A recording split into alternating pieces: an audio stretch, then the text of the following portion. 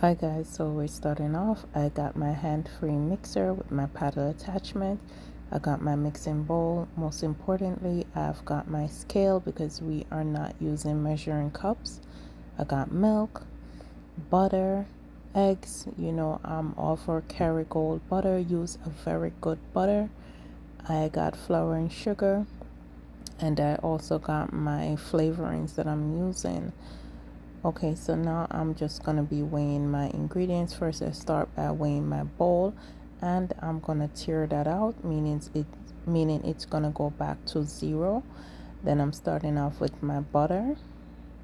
Make sure your butter is at room temperature. It is softened so that if you were to press into it with your finger, it will make an indentation. See, just like so. So I got my softened butter, putting it in my bowl. Next, I'm gonna be adding oil.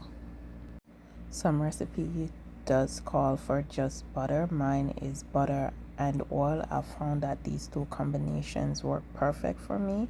Next, I'm gonna be adding the sugar to the oil and butter, and afterwards, I'm gonna be attaching it to my mixer with the paddle attachment. If you do have an hand mixer, it works just as fine. I just find that the hand-free mixer works, so I could be doing something else in the meantime.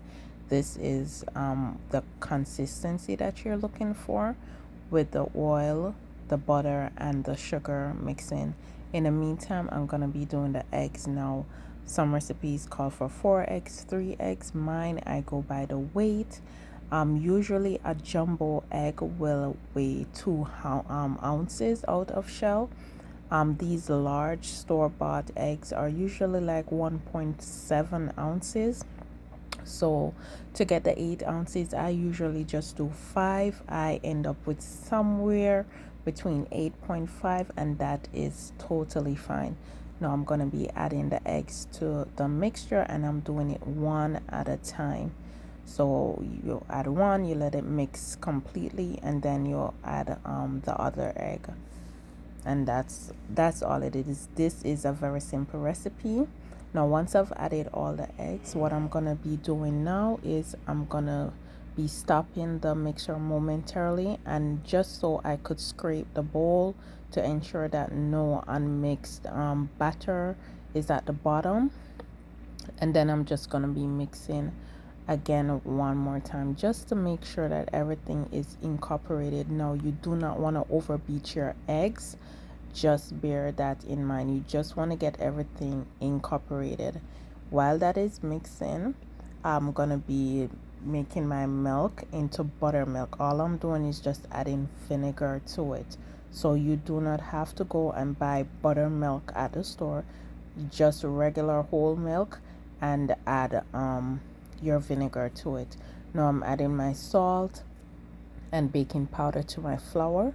I'm using cake flour, which is the best option to use in this case. If you don't have cake flour, then an all-purpose flour works well. I do not sieve my flour. That might be strange to some people. To me, I do not find it necessary. All I'm doing now is just adding my flavor into my milk. I'm using clear vanilla, and I'm also using almond emulsion. You can use almond extract if that's what you have on hand. If you do not like the taste of almond in your vanilla cake, you can leave it out. But for me, this is what gives my cake that different taste, that unique taste, the almond emulsion.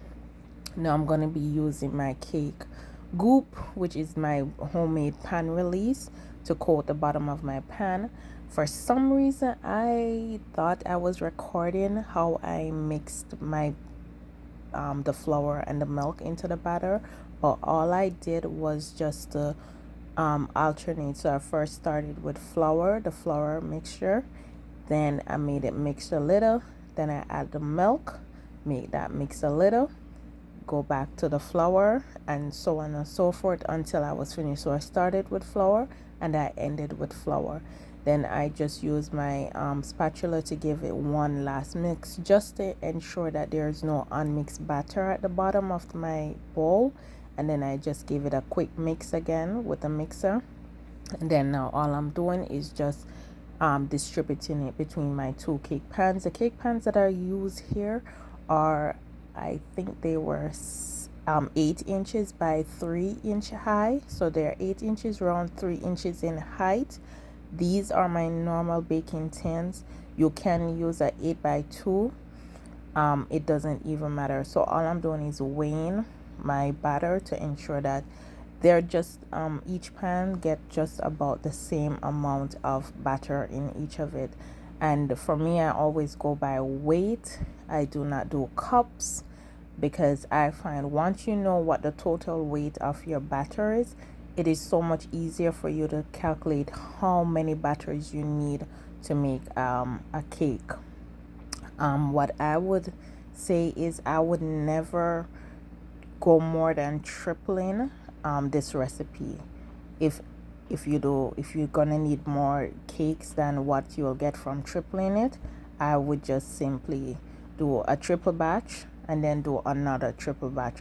Now let's bake at 335 degrees Fahrenheit for about 45 to 55 minutes. This is what it looks like when it's finished. Like I said, I used a 8 by 3 pan, which would have been what I use when I double this recipe, so my cake would have been much higher.